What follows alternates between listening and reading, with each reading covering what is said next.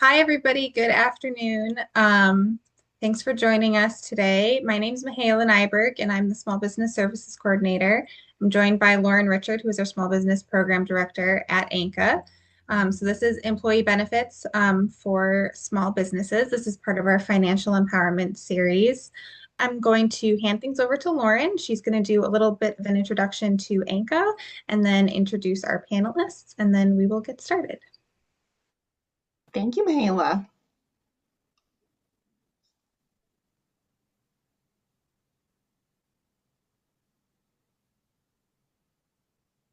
All right, for those of you who are not familiar with ANCA, it stands for the Adirondack North Country Association. It's a nonprofit, non-governmental economic development organization since 1955.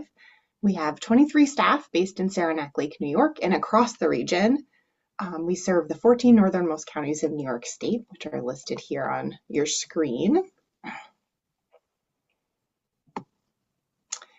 We envision a new economy that works for all. We want to build prosperity across northern New York, and we want to create and sustain wealth and value in local communities. Our work is funded in many different ways, including federal, state, and local grants, philanthropic dollars, event fees, donations, and memberships. And your participation and support are greatly appreciated here today. I think I can never say participation on these webinars. You can learn more anytime about this at our website, adirondack.org, under support. And same website under events, we have all kinds of different programs going on all the time for businesses and other audiences in the region. Our next and final webinar in this financial empowerment series is insurances for small businesses to be familiar with. So this one is more, the one today that we're at is more about employee benefits and things for the employees. And the next one is more about insurances for the business and the owner. So, and then our next thing that we have coming up later this month is Adirondack Buyer Days, which is our wholesale trade show for micro and small maker businesses and retailers. So for more information, this is our contact information. You can feel free to screenshot that, or we'll also put it in the chat at the end and in the follow-up email if you need other one-on-one small business support, or if you want to learn more about other things that we do. All right, so with that, we will jump in and we'll introduce our two panelists for today. And we'll get started. So we have some prompt questions ready for them, and then we'll have time for Q&A from the audience as well.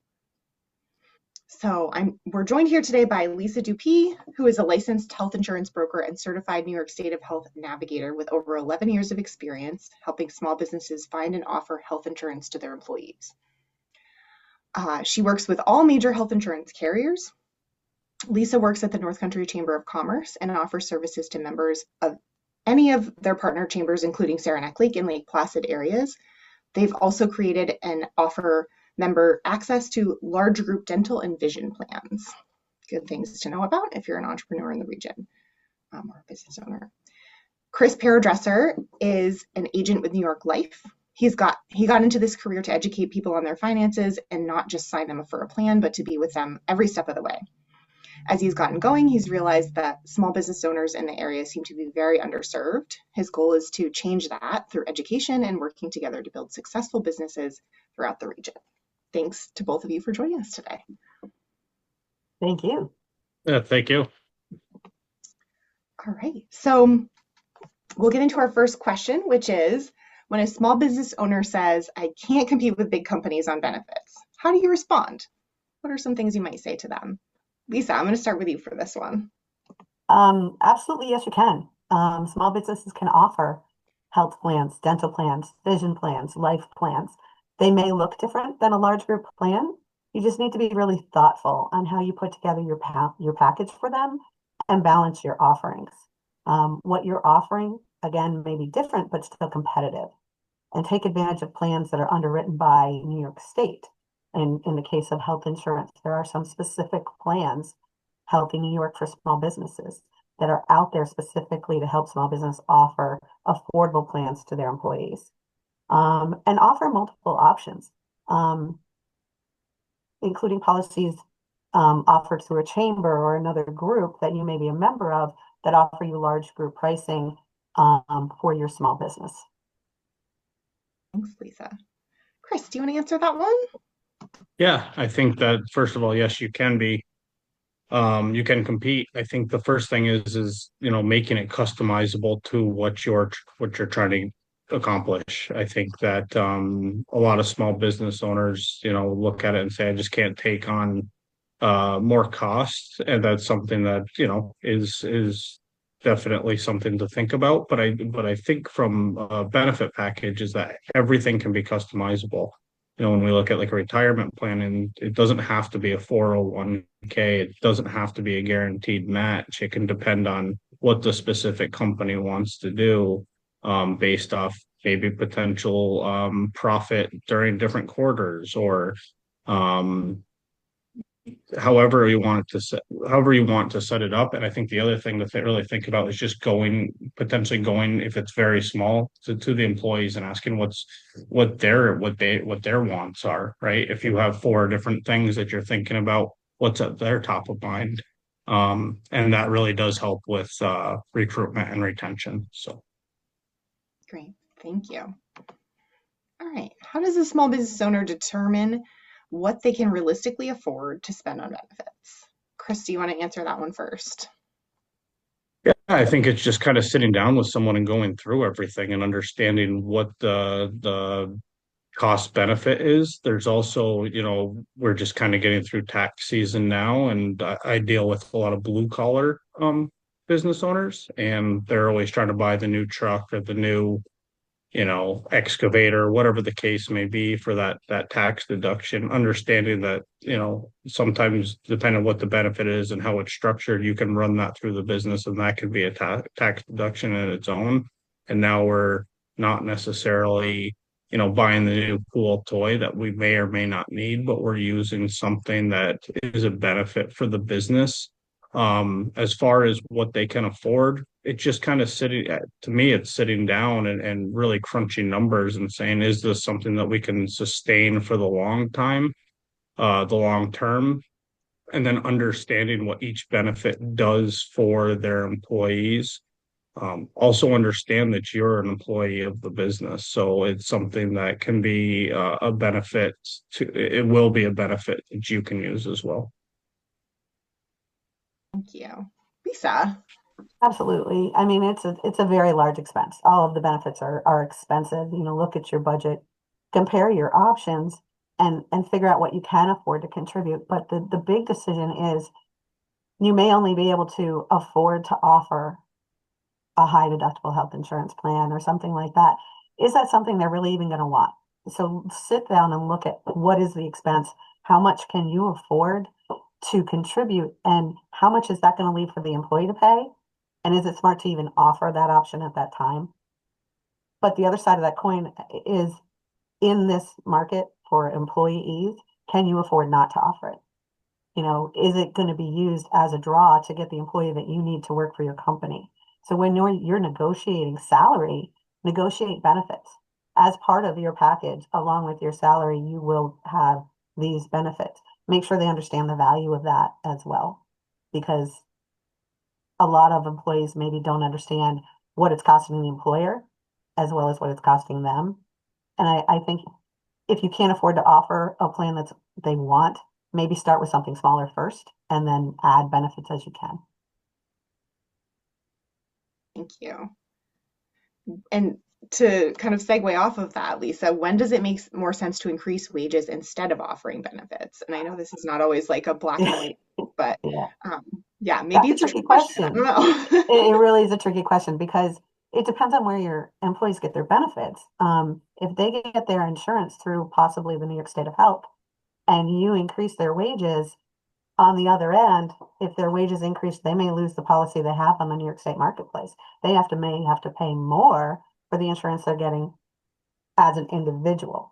So I think communication with your employees is really key, to try to understand where they are in this whole benefit situation. Again, prevailing wage, what's it going to take to keep that employee with you is important. And that does kind of go back to what we were just saying about a total package of compensation. Chris, do you have an answer to that one?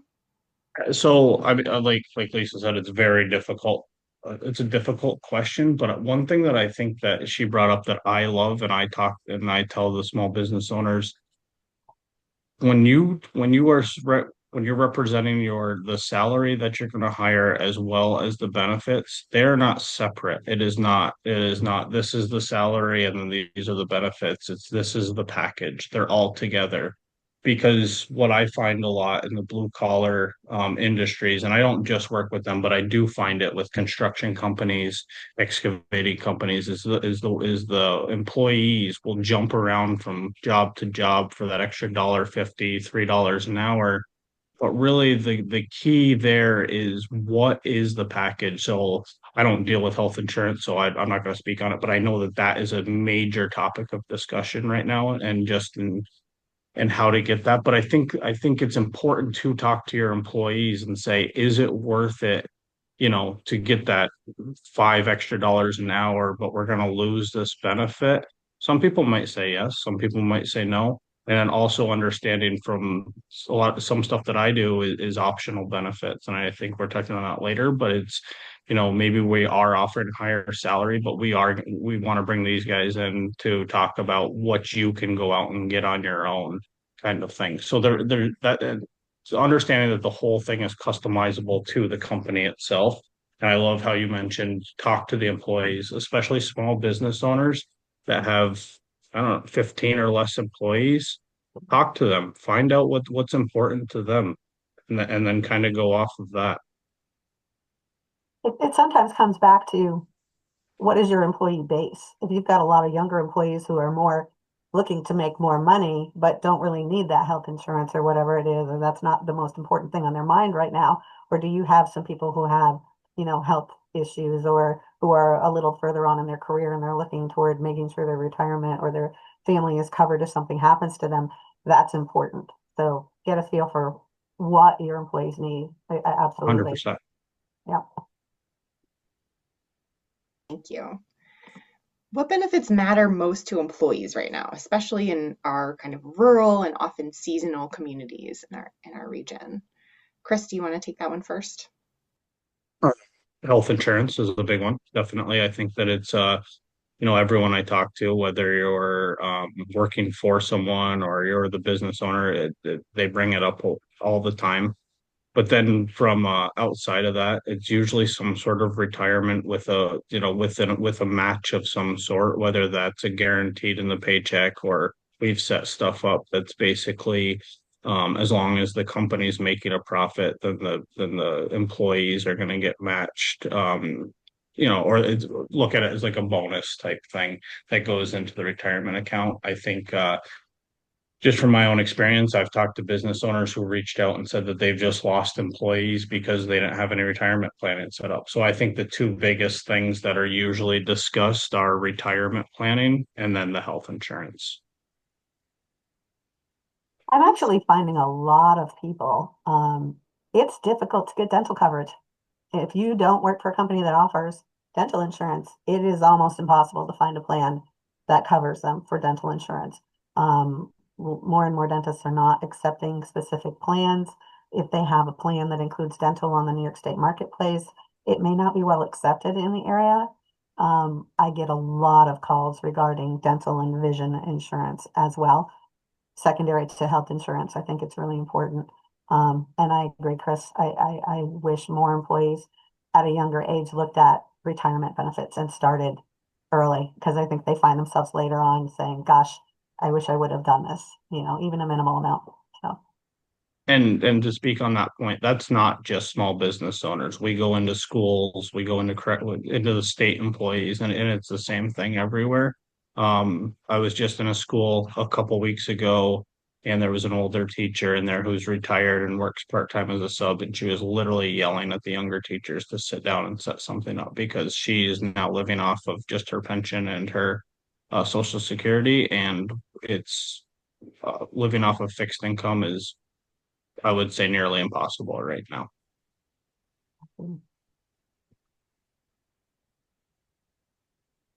Maybe this is another segue off of that. So, what is one benefit or protection that small business owners often overlook for themselves? Lisa, do you want to take that one first? Obvious answer, health insurance. They put that aside to give it to their employees or to put the money back in the business. I think they need to take a real close look at that because what if something happens to them? They can't run their business. They just need to know, health insurance can be written off on your taxes in specific instances. Whether you're a sole proprietor or whether it's an expense for the business, understand that it's going to be run through your company. Life insurance obviously is the next big thing. Um, and I think retirement is huge. I ran two small businesses for 10 years and I made the mistake of not actually paying myself payroll. So that affects your Social Security in the long run. And you get to retirement, Chris, like you said, and you're living off of a lower Social Security benefit than you thought. So make sure you have that retirement benefit in place. I think, Chris, it's very important. Yeah. Pay yourself? Yeah, absolutely. Chris. Yeah, so just to follow up on that, I think that paying yourself first, like we get into small businesses to make money. We're usually hopefully doing something that we love to do, but the goal is to make money. And the goal is to eventually one day be able to either pass that off to a child or business partner, or however you're trying to transition out of the business. But financially, the goal is to be able to do that and go, live retirement however you want to live. One thing that we talk about a lot is long-term disability and what that and how it's the same thing. It's injury or illness. If you can't work, making sure that income's continuing to come into the household to keep to keep the lights on, to keep the mortgage paid, to keep the household running. Um, as a small business owner, you're at least in the years, when you're first starting up, you're kind of the head of the company, you're running the company, you're usually working. Um, and if you were to come down with a long-term illness or a long-term injury, illness is actually more common than injury. And had to step away from say 6 months or longer, how are you going to be able to continue to pay the bills at home? So long-term disability is one that usually people don't touch on, and it's something that's very important for a business owner. Next, we have a few questions that are specific to each of you, and then I'm going to invite the other person to chime in if you want to. The first few, Lisa, are for you.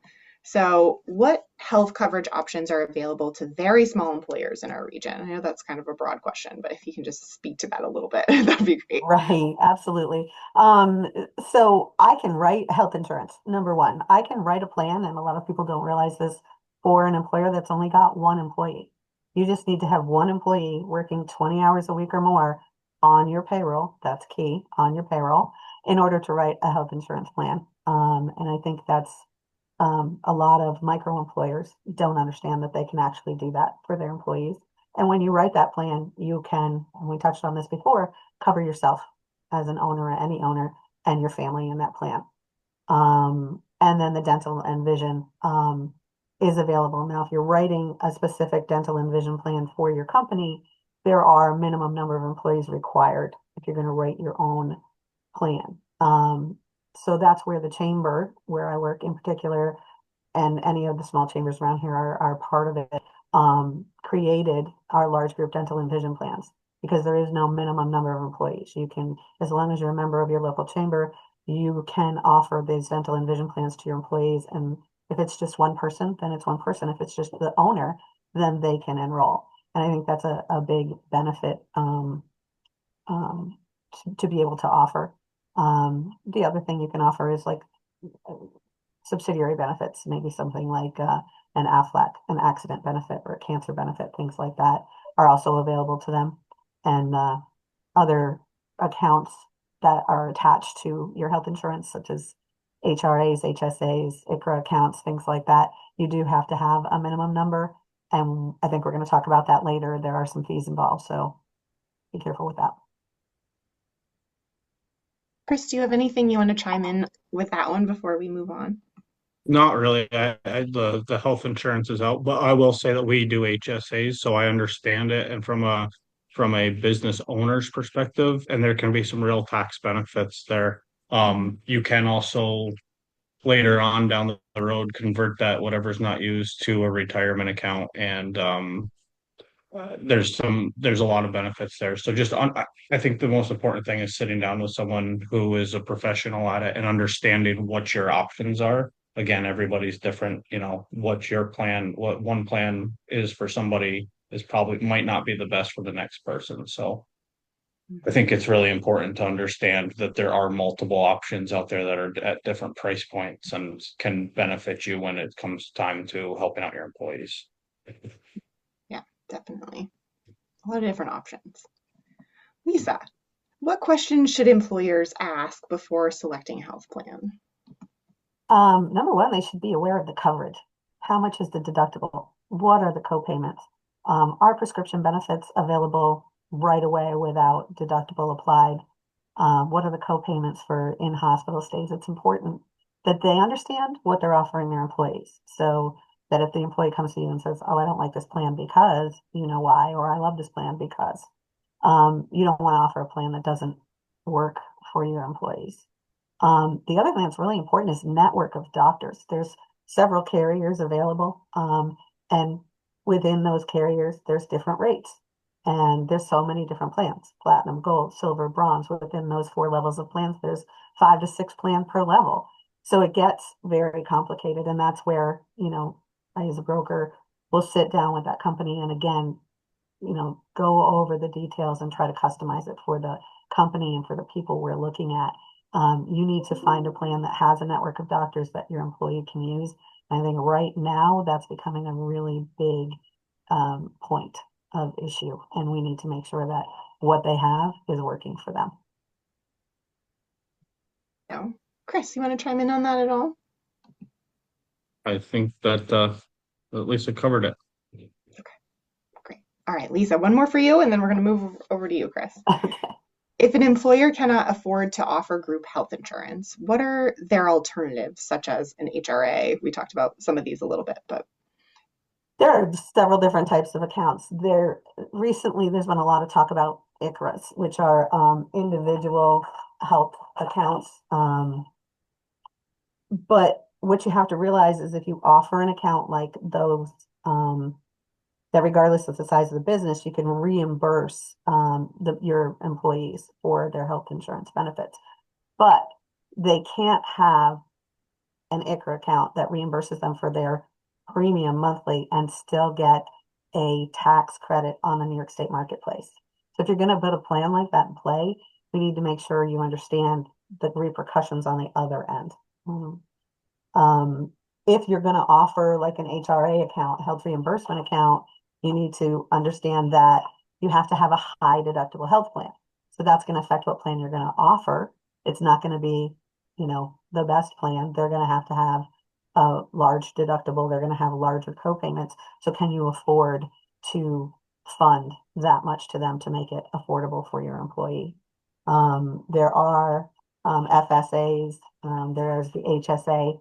So it depends what they're really looking for, what they want to offer. The flexible spending accounts are nice. There are minimum monthly fees. So if you've only got 2 or 3 employees, instead of a per employee fee, it's a minimum of $75 a month sometimes. And then there's, document fees involved and monthly affiliation that the employer has to have time to do. So they need to make sure that's understood.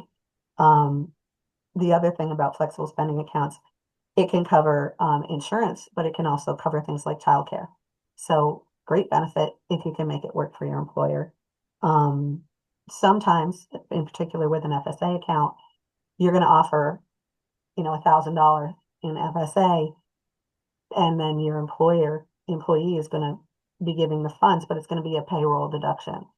If that employee has an incident where they are in the hospital and they want to use their $1,000 of funds, they're going to get that up front. So the employer may have to front that money and then recoup it from the employee after. So that has to be kept in mind. There's a lot of little details with each one of these accounts and each different type of account. I think Chris can talk a little more about HSAs in particular, and the differences with that kind of account. I work with a third-party supplier, Lifetime Benefit Solutions, which works with health insurance companies that helps them to set up these accounts. But people like Chris also do it. Thank you. Chris, do you I want think to the speak biggest, to that? Yeah, go yeah, I think the biggest thing is just understanding what each account does. I think a lot of times these accounts are very underutilized because people just don't understand what they can use them for. And like for an HSA, you can use that thing for a lot of different medical, like a lot of different medical supply. Like you can go to the pharmacy and use that for, ACE bandages, things like that, that are, might not be a huge cost, but we put money into this thing. And if we want to use it, it's available to us. I love the mention of the child care. I think that there's this understanding what your policy or what account you have and what it actually does for you is a huge deal that most people don't know. I before this I worked in the Department of Corrections and we had Aflac through them, and I had no idea the things that we could use that for until somebody told me that you can use this for copays here or this type thing, and we're spending this money, you might as well use with the product that you have.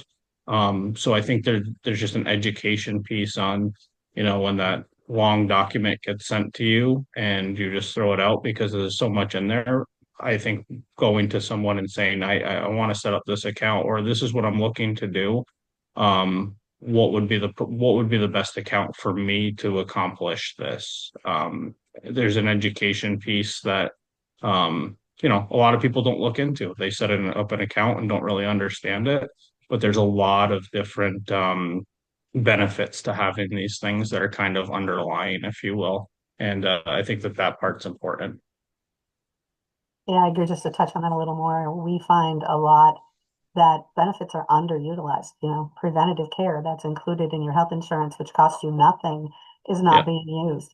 Aflac plans that pay for preventative cancer screenings, you yeah. can submit that, you can be reimbursed. Your insurance will pay for it, and then they'll pay you money. They're just not even, they don't understand, like you said, what is covered and being used, and or they forget and don't submit the claims. And so again, maybe sometimes if you're offering the benefits every 6 months or so, send out a little note, that says, hey, make sure you use your benefits, they're important. Love that. Yeah, thanks to both of you. All right, so Chris, now I have a few questions for you, and we'll do the same thing, Lisa, if you want to chime in at the end of each one. Okay, the first one is if health insurance isn't feasible for an employer to cover, what other benefits create meaningful value for employees? So I think like, again, it depends on what your employee base is. If everyone's younger, it might be different than if everyone's 5 years from retiring. But one thing we come across a lot is the retirement piece. And it's the employer contribution is usually now that doesn't have to be a huge amount by any means, but I think when you talk to small business owners and they say, we want to set something up in order to show that we care about the employees, that does go a long way. I think that most employees, especially for working in small businesses, understand that, that business is your livelihood. It's what pays the bills at the end of the day. It puts dinner on the table. So I think that they're aware that we're not working for a big corporation or something, but I think that little touch of at least like we're trying to find something that is a benefit to you. So that could be for younger families a lot of the time some sort of life insurance that at least covers a little bit. That shows that that family is at least protected to some extent. The retirement planning, and then from there, there's other options like long and short-term disability, but I think that the retirement planning and probably at least a small life insurance policy are the biggest things besides healthcare. Lisa, do you want to chime in on that one at all?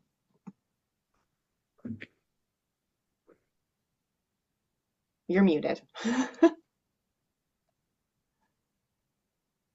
Lisa, you're on mute.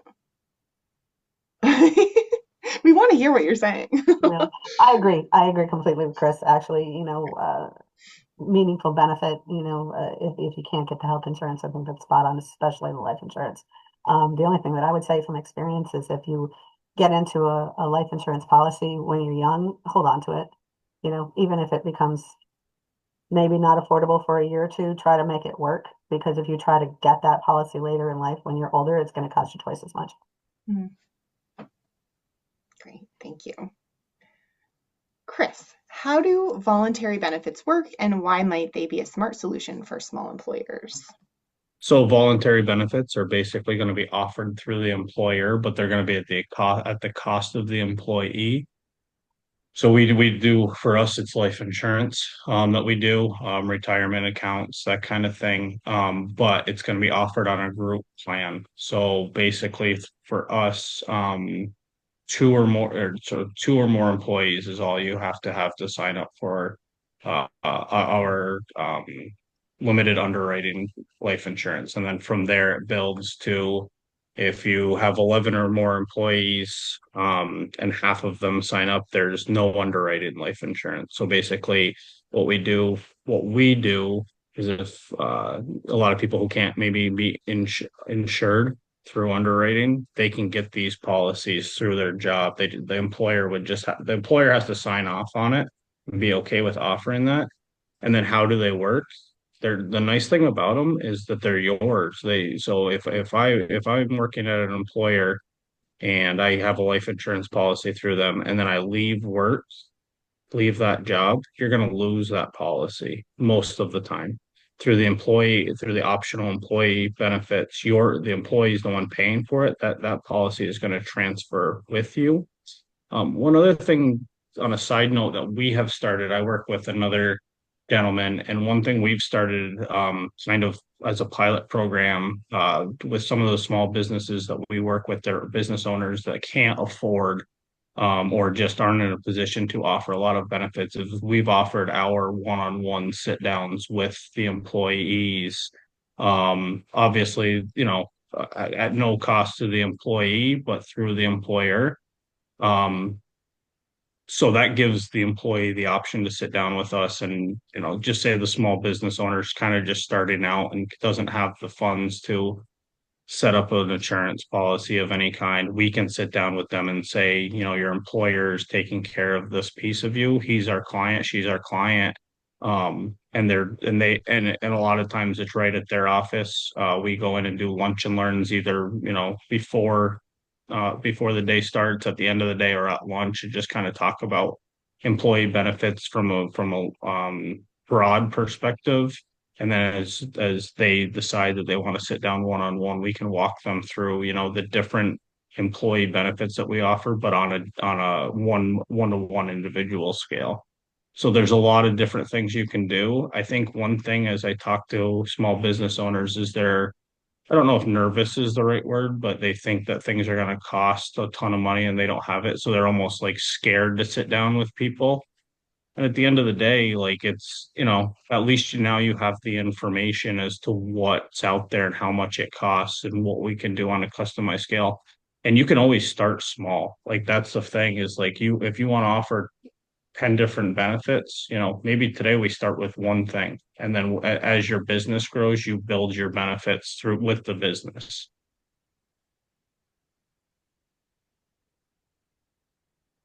Lisa, do you want to chime in on that at all? Important for them people to realize that, even dental and vision insurance can be voluntary. So health insurance, the employer has to contribute, but you can make your dental and vision plans voluntary plans where the employee actually pays the full premium, but they're having access to those policies because they are your employee. So good to know that you can also do that. So you're giving them a benefit because they worked for you, but it's not really costing the employer any money. Yeah, great. Great option for small employers. Yeah. All right, Chris, one more for you for now. What lower cost benefits, like for example, life, disability, accident coverage, etc., often get overlooked but make a real impact? For me, it's the disability, but I think all of them get overlooked to some extent. I think that The disability insurance isn't understood as to what it is. We think that because we offer workers' comp, but that's not, workers' comp is separate. So workers' comp is going to be if you get injured on the job, that's going to cover that. That's going to cover that injury and that pay. Disability insurance is if, God forbid, like cancer strikes in the household. We fall off the roof on a weekend while we've got buddies over putting a roof on. We fall off the roof and break our pelvis or something. We're out of work for an extended period of time. How is money going to continue to come into the household? And I think that, when I sit down with small business owners and present that, and it's a quick, to be honest, it's usually the spouse that says, we need this immediately. Um, but it's one of those things where as a small business owner, your livelihood is wrapped around your business. Obviously, life insurance, it would be the same thing to a different extent, right? Like the worst possible situation happens and now we have money to come into the household. But people really overlook that disability. And they think it's the same as workers' comp. It's not. And they think that it's just injury and it's not. Statistics say that 1 in 4 people are going to be out of work for an extended period of time due to illness. And I think that that's something that we really have to look at as a small business owner to understand that we need that money to continue to come into the house. Thanks, Chris. Lisa, anything to add to that? I know, totally agree. Other than, the health insurance option and the, dental and vision, I think forward planning is the most important for a small business owner at this point. So, Okay, I've got one more prompt question that's for both of you, and then we're going to jump over into audience Q&A. So what's one thing that small employers can do in the next month or so to improve their benefits strategy? Lisa, do you want to take that one first? what we talked about earlier, talk to your employees, survey them, talk to them about their needs, what do they want, and maybe start small, offer the affordable benefits first or a voluntary benefit first, and move forward from there. Just try to make a plan and let them know that you want to try to offer them benefits, and do it in steps. But I think understanding what they need and where they are in their life is important. Definitely. Chris. Yeah, I agree. I think especially with small business owners, you have the opportunity, and a lot of times you're working side by side with your employees every single day. You get to know them, and I think that like from an outsider on like what your businesses are, or what small business and owners do, I guess the employees really take on like an ownership of the job a lot of times too. They want you to be successful. They want to be proud of the job that you guys are doing together. Don't don't don't be nervous about going to them and asking what's important to them in terms of employee benefits. I think you would be surprised at the conversations you would get, and the feedback would be good. I think it would be when people understand that you're willing to, take some ownership and care about what they're doing. I think that it's a huge opportunity. And then once you get that feedback, I would go to somebody and say, this is what I'm looking to do. I can't, maybe you can do 4 different things right off the bat, but if you can't, this is my goals for 5 years. I'd like to build, a different benefit every year, every 2 years, whatever the case may be. What can we start with today? And this is my budget. And then you can build a plan that you are happy with, your employees are happy with. Um, and then the business will become more successful. People stay for benefits. They really, really do. Just a little add on to that. I mean, you're a small business, you need to draw part-time employees, right? With our dental and vision plans, they can be a part-time employee. What a cool benefit to get someone to come to work for you and stay with you. I'm going to offer you full dental and vision insurance, and it might cost you 45, less than $50 a month to Yeah, offer it's that huge. to those employees. It's huge. Mhm. So use it as a draw and find the affordable benefits and use that as a negotiating tool. Yeah, that's huge. Great. Thanks to both of you. Now, thanks so much to our panelists for joining us today. We really appreciate you and your time and your expertise. Um, And yeah, and Thank I hope you. anybody who has a question or anything following up will reach out. So I hope you have a good rest of your day. You Thank you too. so much. Have a good week. Take care. Mhm. Bye. Thank you. Bye-bye.